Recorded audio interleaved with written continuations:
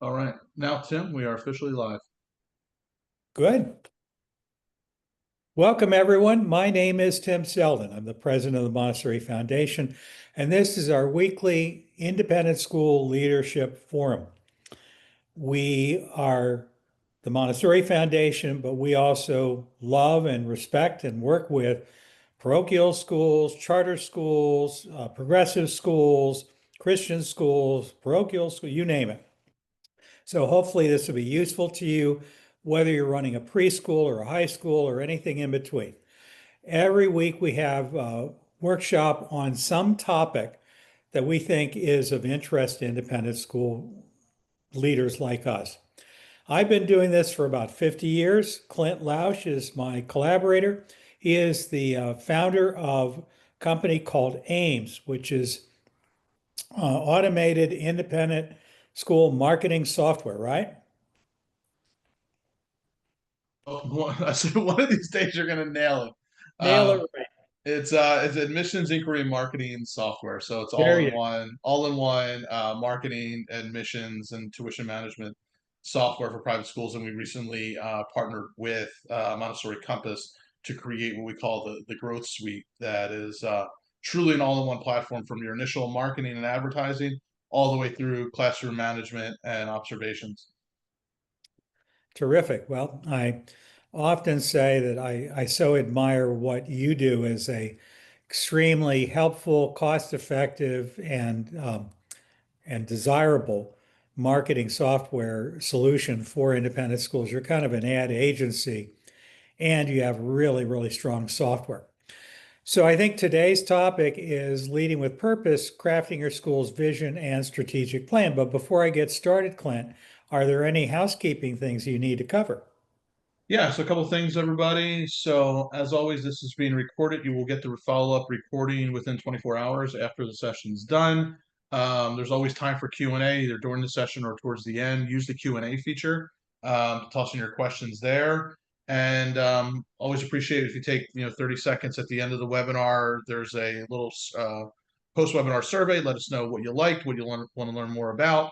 If you need any help, whether it's consulting, strategic planning, like we're talking about today, your marketing help, messaging help, you can request some more information, whether it's from the Montessori Foundation or if you're in need of software, kind of like our software, whether it's marketing or admissions related software. Let us know in the survey and we can get you some more information about that. With that Absolutely. being said, yeah, so I'll be here behind the scenes, kind of managing questions. And but yeah, Tim, I'll let you take it from here. Well, as the as the caterpillar said to Alice when she was asking, how do I get from here to there? The caterpillar said, tell me where you want to go, because if you don't know where you want to go, then the odds of getting there are rather minimal. So most of us understand that it's a good idea to have a strategic plan. We're also familiar with the term vision, but there's often a real difference between what those terms could mean for a school and what they're really doing. They're usually gathering dust. They're an exercise in futility that schools do every few years. They often are not granular enough, nor are they followed over the next 5 years to really see whether this roadmap is what we actually did and whether we actually ended up achieving what we wanted to do. The point being that many schools do a strategic plan either for fundraising or because it's required for accreditation or because it sounds like a good idea. I would propose to you that you really want to do two things and do it well. The first is you want to ask over the next 5, 10, 20 years, if all worked out, if we could solve the financial issues, what kind of school would we have? What would we like to create in every aspect of the school, from the buildings and grounds to the leadership of the school, financial health of the school, the educational programs of the school, you name it. What would it look like in our school? And we're going to really press the idea of looking at a school strategically from 365 degrees, every single area of operation, so you don't miss something. So strategic planning is important. And before I get into the first slide, I will say usually it doesn't make any sense to go further than 5 years. I would argue that a plan that you start today probably will not be the same plan that you would need in 3 years. So some people would say, let's just focus on a shorter period of time. I don't have any problem with 5 years. 5 years is the typical employment period for a head of school. It is a reasonable period of time to focus on, and it allows you to have a pretty good idea of where are you trying to achieve, what are you trying to bring into reality over a series of years. And of course, as the days and months and years go by, you're going to have to adjust because things happen that you just did not anticipate. But if you've got a strategic plan, and if it's granular enough, you can adjust it just as you adjust the direction that you're driving in your car.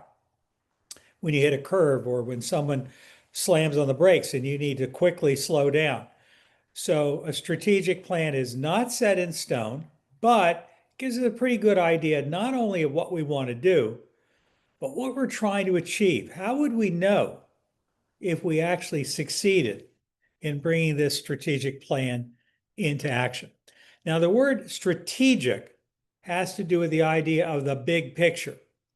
A granular short-term plan would be called a tactical plan or a 90-day plan or whatever you want to call it. But that's very different. That's your to-do list for the day, for the week, for the month. And that's a good idea too. So looking at things from the big picture, looking at things from the small, short range picture, both of those have value in planning what are your priorities and what should you do first.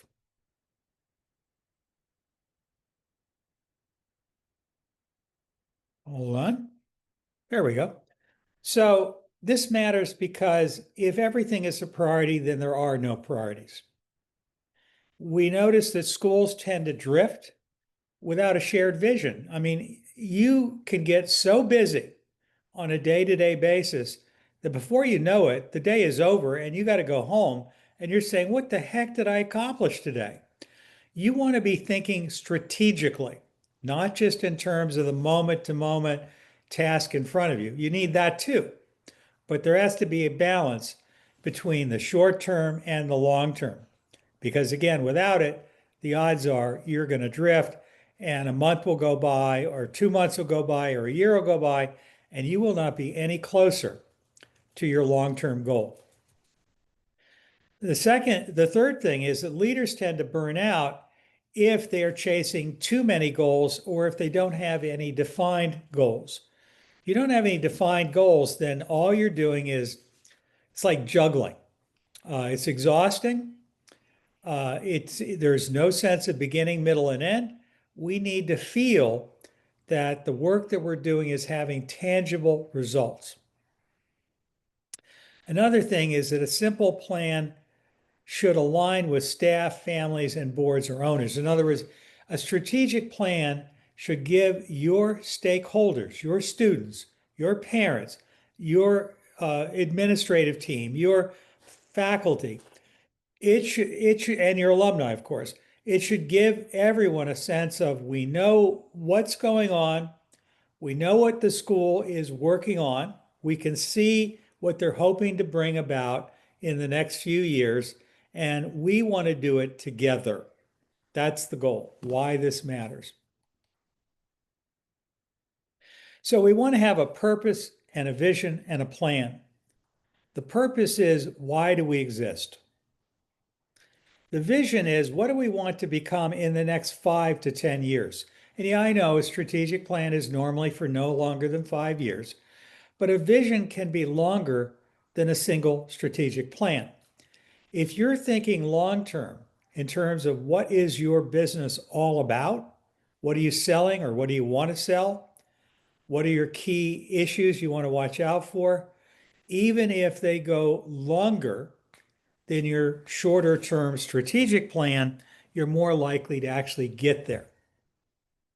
So again, that strategic plan is a roadmap that will guide you of specific things you want to accomplish over the next 3 to 5 years. And then separately from that, you want to have 90-day priorities. Those are the immediate short range steps that help you keep focused on your momentum.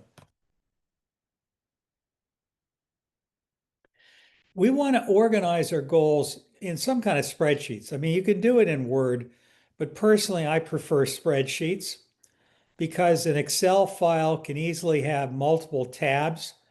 And that's a nice way of taking your summary goals and then having a tab for each of the specific summary goals and then blowing that into detail. What are the specific things we need to do in year 1, in year 2, in year 3, and so forth? So the way you do this is you normally create a tab in your Excel spreadsheet or your Google Sheets that is a summary tab. It's got all of the major headings of your strategic plan, like we want to extend through high school. We want to expand our campus by at least 25,000 square feet. We'd like to increase enrollment by no less than 10%. Those are good examples of specific strategic goals. The detail is what exactly do you need to do to achieve each of those summary goals. So we have a spreadsheet. The first tab is the summary, all the big headings. And then we have a tab for each of the individual goals. And then under the goal on that tab, you want to have the specific milestones or tasks that you're trying to accomplish. This is an example of what it might look like. It's just one school, but you're looking at a part of a page in an Excel spreadsheet. It's showing the 5 initiatives that that particular school has. It doesn't show any detail other than the listing of the number of initiative 1, initiative 2, initiative 3, but it shows what is the broad goal that we have. Ensure that the school's short and long-term, ensure the school's short and long-term financial stability would be a great example of an initiative. Here's an example of a breakdown of one goal. The goal is initiative 1, ensure the short and long-term financial stability of the school. And then under it, you have a series of goals. In this particular case, you have adjust the tuition year after year to ensure that the school can always cover operating costs to provide excellence in all areas. It shows what is the cost to do it. So there's really no cost to do it. There'll be a cost in terms of the parents' tuition, but it doesn't cost anything for the school to achieve that goal. You just basically have to sell it to your families and convince them that you're not crazy. The second is you've got to ask what's your revenue source? And your revenue source in this case is tuition. There is no cost, but anything that comes in from this, if you realize it, is going to come from tuition dollars. Then the next one is what resources are needed. And for this particular school, they had a very short summary, which said we're going to need good financial analysis and planning, a good sense of our local market, a good sense of alternative funding sources like vouchers, and a clear consensus among our administration and board. We will also need an effective way to understand, to create understanding and buy-in from our families. So that's a good example of what do you need to do to make this happen. Then there's a responsible party. Well, the responsible party is the board, the administration, and in this case, it was a school that was working with us as consultants, and they said consultants too, and any strategic partners. Now, not all schools have strategic partners, but you might. And if you do, if you have a corporate partnership or you're working with another sister school, you need their buy-in as well. And then you have a category for notes. Now, you're only looking at two specific goals and objectives. You could actually have, many, many, many. We generally don't recommend that you have more than about 20, but if you needed to, you could, because what you're doing is you're saying these are all of the things we need to accomplish. Now, there are going to be cases where you should be able to lump them together and not have to be that granular in your strategic plan, but it's okay because each one of these things is real. It does need to be done. And you need to remember this is something we need to accomplish.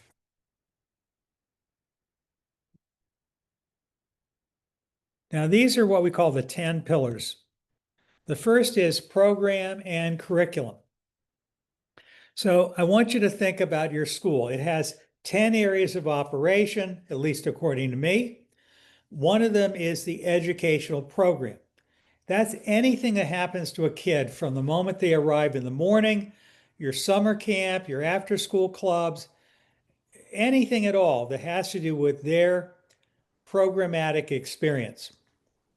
So that's what are we trying to deliver to our stakeholders, our students. The second area is the staff, which is the people who are going to be able to make that happen. Where are we going to get them from? What do we have to pay them? How many do we need? What are their qualifications? How do we turn them into an effective team? That is the area that we call the staff or faculty. And by the way, under that includes the issue these days of what do we have to do to recruit great staff, because it's getting harder and harder. And what do we have to do to compensate them? And what do we have to do to keep them from leaving us?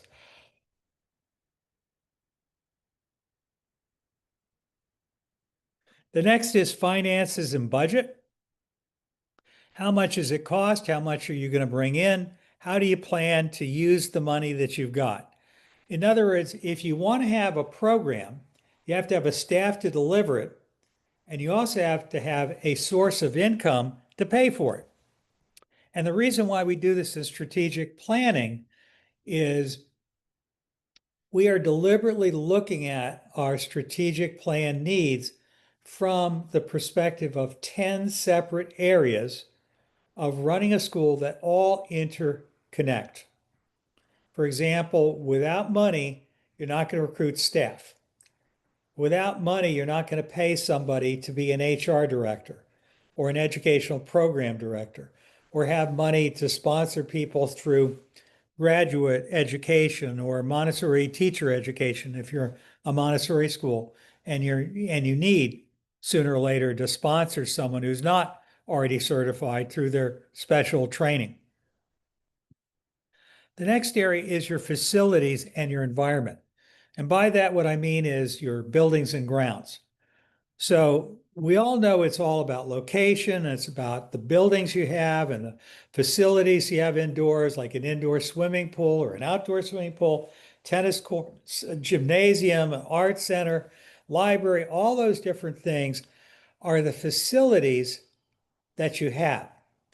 Now, you only have what you've got, and you could always try to raise money to build more facilities, but it's important to know what do we have now? How do we use them to support our program and curriculum, to attract staff, to what does it cost to run it? How cost efficient is it or how expensive is it? And how does it all fit in with the bigger picture of our school? The next one is leadership or administration. Every school has some kind of leadership. You may have too many leaders. You may have not enough. You may be working really well as a team. You may be each doing your own thing and not paying any attention to each other or not coordinating. Whatever's going on, it takes an administration to make everything else happen. An administration is what oversees the buildings and grounds and says we need to, this is a priority for the buildings, this is cleaning, repair, whatever. This is the money we have to work with and so forth. You can't do strategic planning without thinking about your administration. Then you got to look at your ownership or governance. So whether you're nonprofit or for-profit, you've got to look at who actually controls the school. In a nonprofit world, there is no power above the board. And you've got to ask, how do we relate to our employees in such a way that we don't create havoc, that we work effectively together? No board is any stronger, excuse me, no school is any stronger than its board. And all it takes is one bad day where the board does something stupid to cause havoc in a school. Now, I say stupid. Obviously, in the minds of the board, they think they've done the right thing. Clearly, what's important is a board that really works hard to do no harm, to make the best decision they can, to think about the entire school and to think outside of the box and to think deeply, to do their homework and not just show up and basically serve on boards because it sounds good and it looks good on their resume. That is not a good reason to be on a board. Another area of concern is marketing and enrollment. You're not going to have much of a school unless you've got Mama Warbucks paying all the bills, unless you have students who are paying the bills. So you could be a free school where someone else is paying the bills. Someone's paying those bills. You may or may not be trying to convince people to pay you tuition, but one way or the other, you've got to work hard to be known, to be seen as a great school, to convince people they really want their children to go to your school. And while not all schools will appeal to all families, you need to be sure that your school meets its enrollment obligations, your targets. Another is once you get parents into your school, you've got to engage them. You've got to convince them that they are in the best possible school they could ever be in. Now, I'm not suggesting you lie to them or convince them that something is true that isn't true. It's what I'm saying here is we need to help them fall in love with your school again and again and again and appreciate what your school really does well. And then finally, actually next to finally, you got capital. So whether you do this through fundraising or through partners and investments or loans, somebody's got to give you working capital because sooner or later there's going to be something that you want to do, whether it's replace a roof or fix a building that's been flooded or expand a building or add on a high school, whatever it is, it's probably more than you can pay for in your latest year's operating budget. And then finally, you're going to have to think about your tech. Tech can be anything from your security software to the software that's used to market your school or run your school. These days, software is more important than ever because it makes all the difference in whether you're going to get the job done well and whether or not it's going to take outrageous amounts of time to get it done because you don't have the right software tool to get the job done for your school. A lot of software out there. Bottom line is you want to find really good software, and you're going to have software for different needs. You're going to have accounting software. You're going to have a student information services software. You want some kind of a way of dealing with prospective families, what are typically called inbound marketing software. That's what my friend Clint does. You're going to want a way to make the phone ring. That's marketing itself. You're going to have social media marketing. You're going to have a lot of different software. So you need to figure out what's the best software for your school. Obviously, we have opinions about what we would choose. Bottom line is we recognize this is a really, really important decision that all of us have got to make. So we would recommend that you always approach strategic planning by dreaming big. If money was no object, what would your school look like? What would it feel like in 5 to 10 years? And I really encourage you, to give that some thought. most people are just so fighting forest fires that they never really think about this question.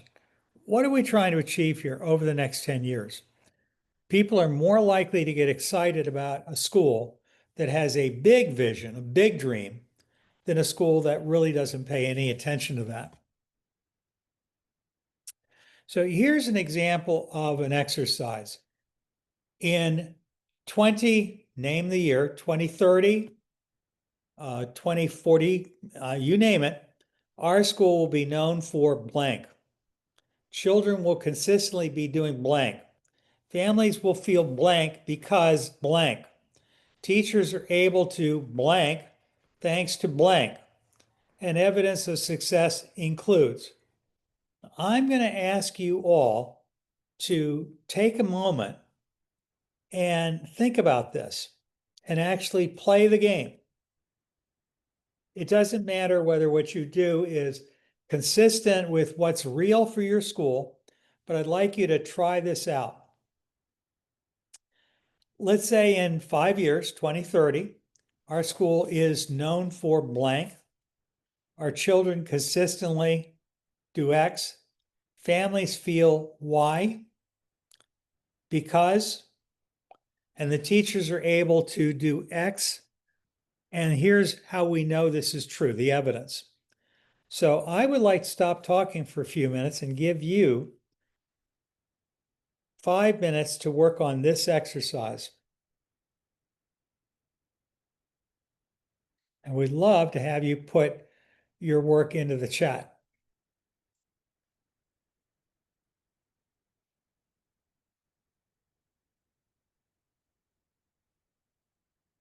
Clint, is anyone asking us any questions? Not yet. And we'll have some more after the exercise. Okay.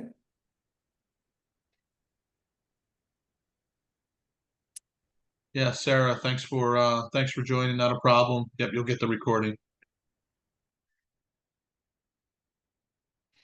2030, our school is known for being the first Montessori high school in town. Children consistently say that they love coming to our school. Families feel incredibly grateful because their children are so happy and because both our current students are doing so well and our graduates rave about how well prepared they were for university. Our teachers are able to really enjoy almost every day thanks to the fact that we have students who really appreciate them and the school and are happy to be here. And evidence of that success includes survey data that comes in, anecdotal reviews that come in on our website and online, meetings where we ask parents to tell us what's working and what's not, feedback from students. It's pretty evident that people are satisfied, and student success we can see by the fact that our students get into the college of their first choice, that they do so well in college, and they rave about how well prepared they were to succeed in university. That would be an example of what a school might do.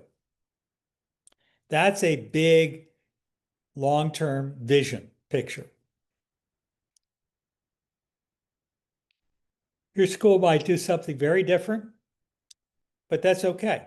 What is it your school would do?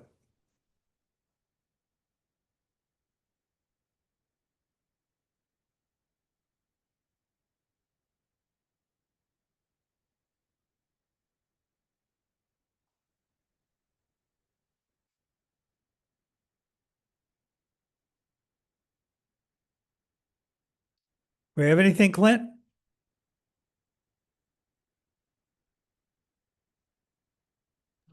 We have a comment here. I'm working with these goals by 2030, serve a diverse group of children and parents through our collaborative partnership in school governance, curriculum development, grounds improvements, homeschooling support, adult learning community events. That's from Prairie. Great. Thank you, Prairie. Think about the evidence of success and how granular you want to get in your vision. It's okay to, in a vision, it's okay to be pretty airy-fairy if that's what you want to do.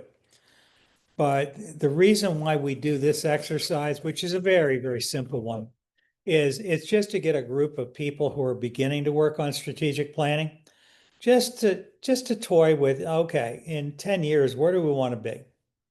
That's all. It's just a first stab at what we might do. Okay, so we want to have strategic pillars. Strategic pillars in this case are examples of areas that we want to focus on. And by that, I mean something other than what I was talking about in the 10 areas of a school. Now, again, this can overlap. It's okay. But this is kind of in your strategic plan. What are the areas that are really important to your planning team, your leadership team, your governance team? For example, if you're a Montessori school, it might be Montessori fidelity. It could be the attracting of great teachers and developing of a really strong professional community, a really strong culture of happy teachers. It could be that enrollment and retention is a major issue for whatever reason. It could be that having family partnership is a major issue. Financial stability is often a major issue. So these are ongoing issues you just don't want to forget. Prairie, you mentioned one which was, I think, diversity or the idea of trying to be sure that people really feel seen and heard and included. That would be an example of a strategic pillar if that's important to your school. Any comments coming in?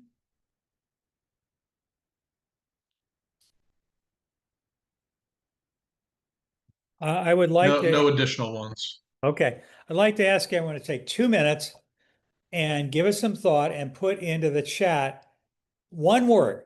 What is a strategic pillar for you?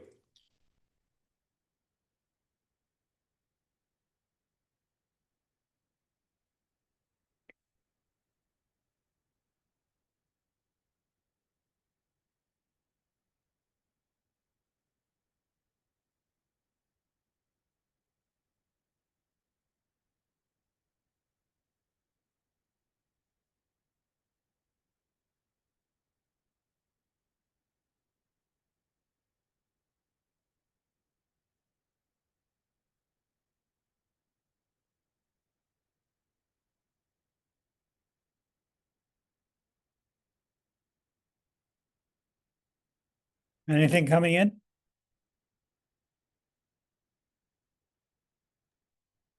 Yep, we got a few. We've got inclusion, sustainability, stability, Montessori fidelity. Each member of the school community feels a genuine sense of belonging, integrity and transparency, long-term staff, Montessori fidelity, integrity and authenticity, Montessori fidelity, sustainability. I just did a webinar yesterday for the Illumine software people, which is a software solution for preschools. It was about marketing, and the biggest issue that I heard was, why is our enrollment down? Now, I don't know if your enrollment is softer than it used to be, or if your enrollment demand is the same as before. But I just published something a week or so ago about the falling birth rate in America and the fact that, the number of children available is going down. We're also seeing, because of the number of children declining, government schools doing more and more to create employment opportunities for their staff, for their employees. So they're offering programs whenever they can find funding for, children younger than kindergarten. So a lot of these voluntary pre-kindergarten or whatever they call it. And we're also seeing more of our competitive schools, if you offer programs for young children, we're seeing more and more schools that traditionally started at first grade or kindergarten are now running programs for children age 2 or 3 or 4. So all of these led many of the people that were on with me yesterday to say marketing is incredibly important, which leads to why I'm here with you today, Clint, because it was only a year ago that in our own lab school, we really were worried about marketing, and we met you. And I worked with a lot of other companies over the years. I've worked with Hubley, I've worked with OneSpot, I've worked with Nito Marketing, not directly, but through some of the schools that I advise. I've worked with Line Leader CRM. I've worked with School Success, Go Montessori, you name it. I really appreciate what you have the ability to offer and the price that you're able to offer it for. I also want to say to all of you, if marketing is one of your concerns, I've learned the hard way that it's probably not worth trying to do it yourself because there's an art and a science to this. And the time it would take you to master everything needed to do it right and to even know if what you're doing is working is probably not the best use of your time, money, and resource. I appreciate people like you, Clint, that are out there trying to help schools make sure that they fill every seat. All right, anyone else?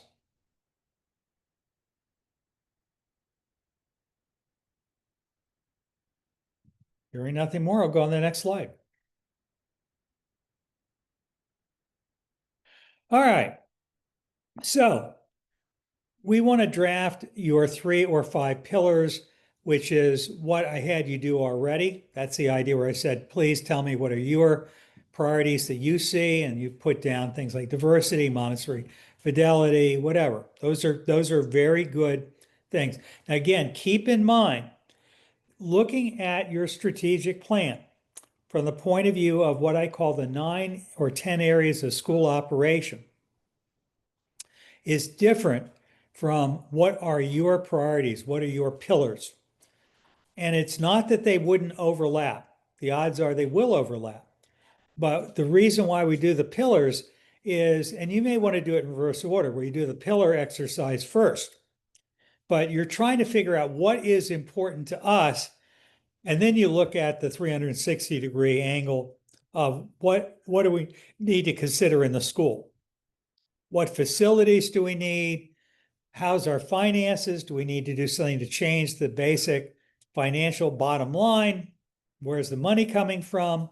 How's our leadership? Are we okay in that? Do we need new software? Do we need to focus differently in marketing? All these things are going to result in a better strategic plan. All right. Now, the next thing we want to do is in the strategic plan, and this can be either in your spreadsheet or it can be on some kind of Word. I don't care what it's on. You want to think about what are your objectives and your key results, OKR. So you want the OKRs.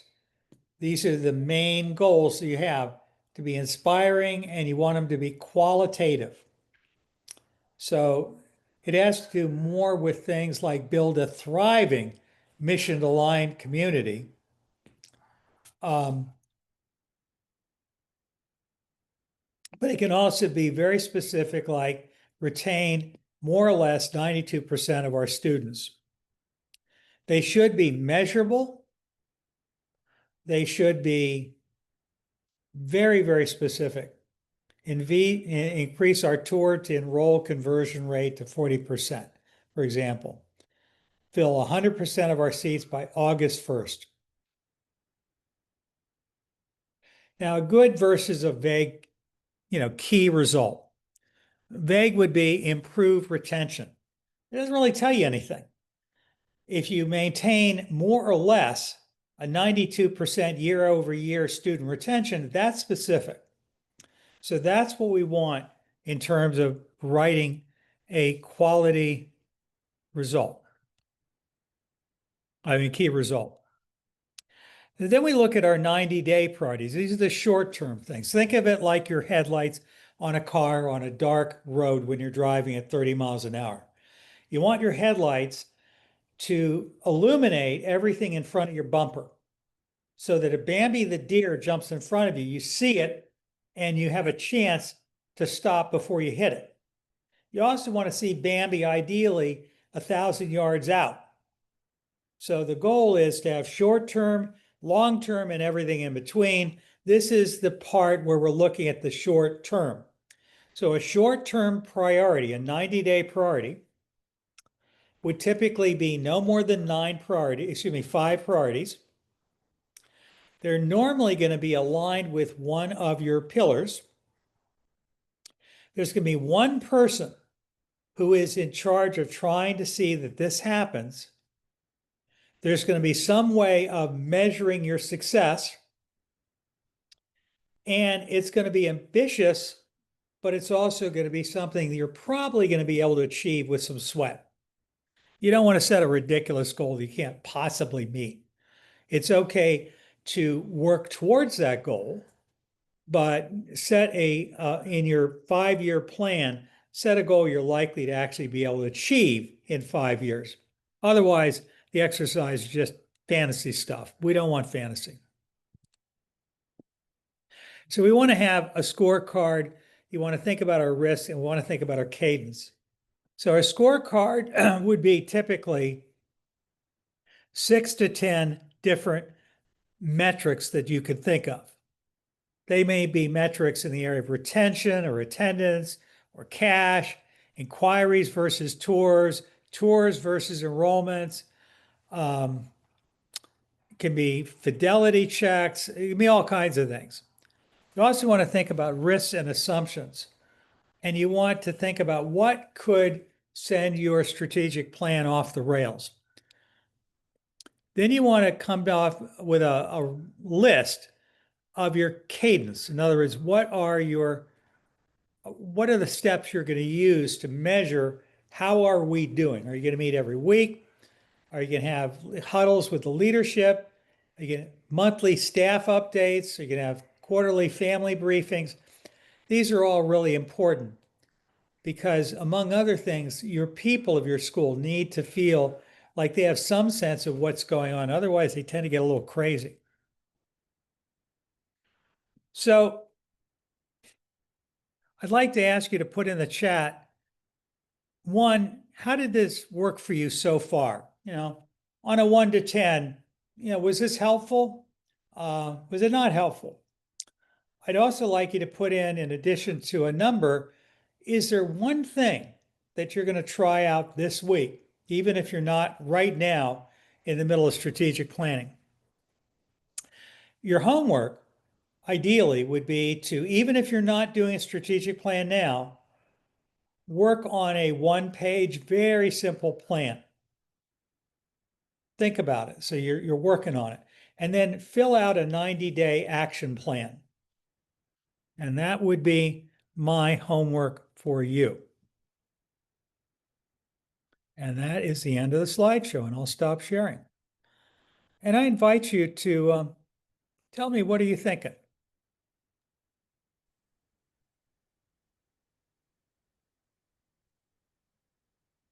All right. So we've got, so on your 1 to 10 scale, we've got an 8 and an 11 so far. So that's averaging out pretty good. Right? And I Two see old friends. That was people that don't know me. A lot of old friends. 10, very helpful, very helpful. Hey, Lisa. And Lisa had a comment here, said in 2030, our school is known for our ability to meet the unique needs of each student. Children consistently seek challenges and take risks because they feel secure in their abilities and support of their community.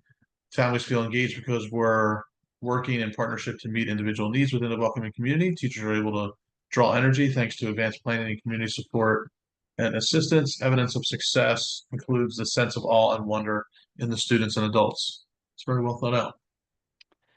One other thing, we all have different personalities and we all see the world from somewhat different lenses. Some people think it's really, really important to have everything documented and papered and so forth. From my experience, what's important is you have your eyes on the road. In other words, you're not getting caught in the weeds. It's so easy to go through a day, as I've said, where the phone keeps ringing, your text on your phone keeps going off, kids keep coming up saying, "Can I have a moment of your time, Tim?"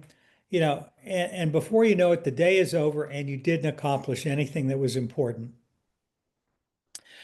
Those of you who work for a board are likely, or it could be, that you're going to be facing a demand to document everything. They want reports and they want, what did you do for breakfast? What did you do for us today? And this can be an incredible time sink. Now, it's true that you need to communicate with the people that matter to you. That includes your spouse, your children, certainly your employers. But it also means the parents and the students and so forth. You got to figure out, though, how do you work smart? How do you do the best job with what you've got? And I think you'll all agree that the first and biggest concern we have is, will we run out of money?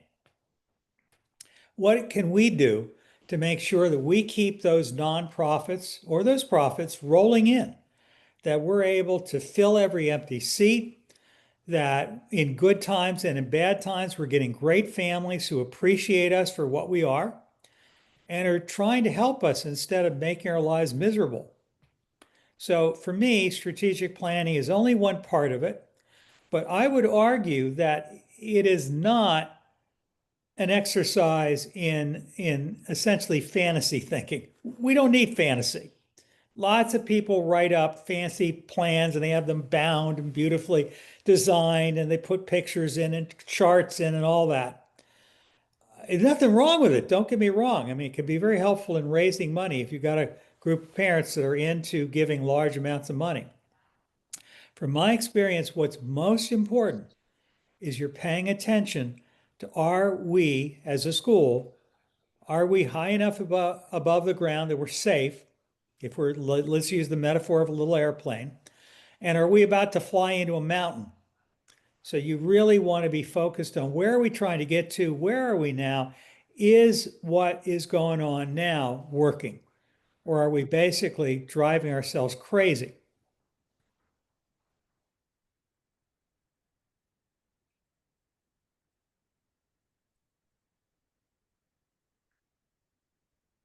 So I see, Prairie, you are stuck in Brady, Texas.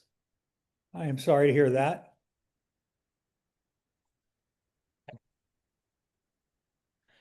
All right. Hopefully you found that useful. We certainly enjoy coming to you every week. We'll look forward to seeing you next week. And Clint, do you know what our topic is next week? I will tell you the topic in 2 seconds as I pull it up. Responding to parent complaints and concerns professionally. So Cool. difficult conversations. Parents got complaints. How do we handle them? It's a big one. Great. If you're into marketing, I'm doing a webcast tonight at 7 o'clock Eastern Time for, again, the Illumine software company. It's aimed at preschools, but what I'm going to cover is useful for anyone, and it very much fits in with what you do all day, Clint. It's going to be very, very granular, practical. How do you make the phone ring? If you're interested in attending that, I think if you go to LinkedIn and you look up Illumine, you can sign up for the webinar. Illumine is spelled Ilumine.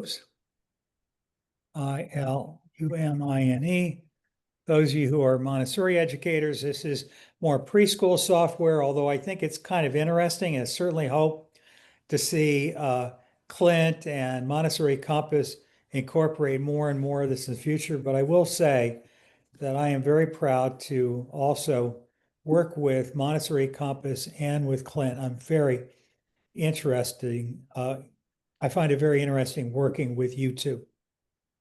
So for those of you that join us tonight, it will be a webcast. We'll be able to see each other.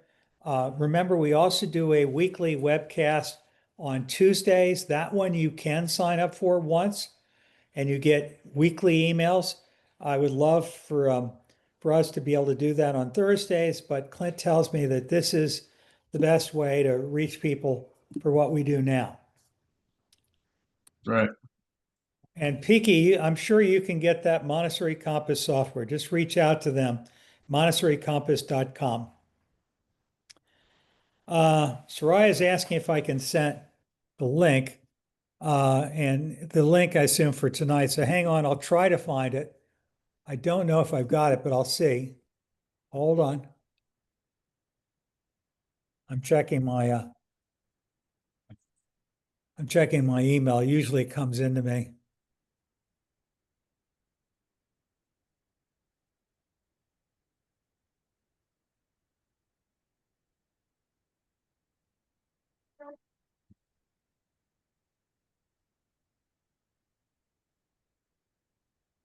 Huh, somewhere it's here.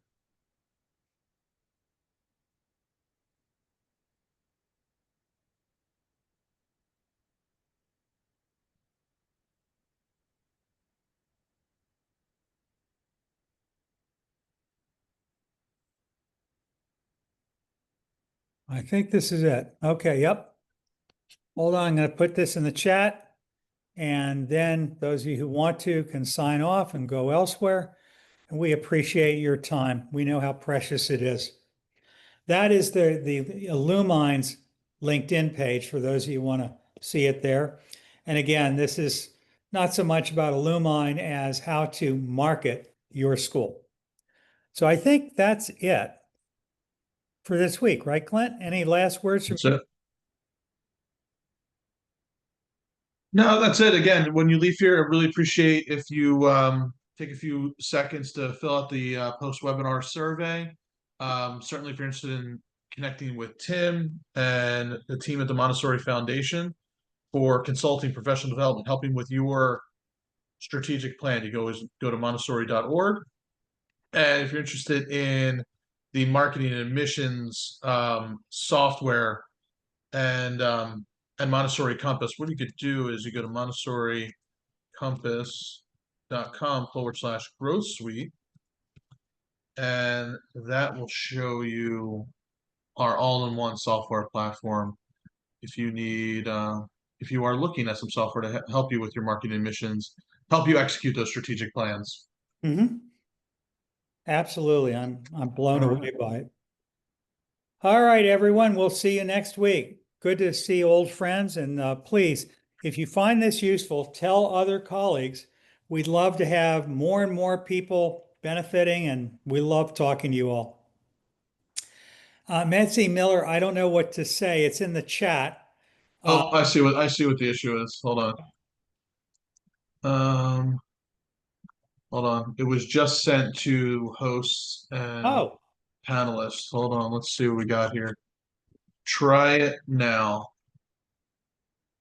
okay. Hang on a sec. And I apologize. I So thought I just dropped it in there. I think it's the LinkedIn yeah. link.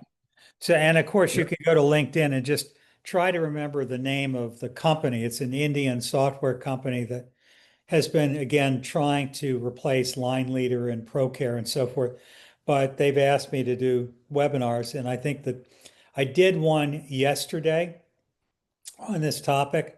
And I really had a lot of fun with it. I'm going to do it again tonight at 7. And I had such a good time that if you're interested, please feel free to join us, even if you don't fit in with the preschool description. But there'll be a lot of daycare, childcare centers there, and that's fine because marketing them is same as marketing anyone else. All right, everyone, we will see you next week. Did we figure out what next week's topic is? Yeah, it's the how to deal with parent complaints professionally. Oh, that's a great one.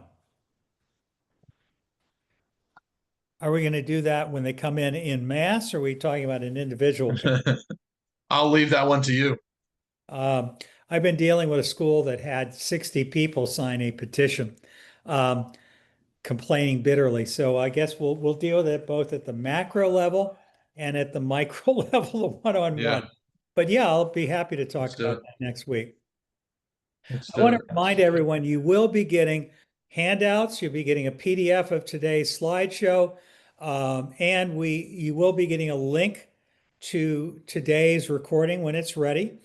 We also post them on YouTube. If you look up Montessori Foundation, and you'll see that we have various playlists.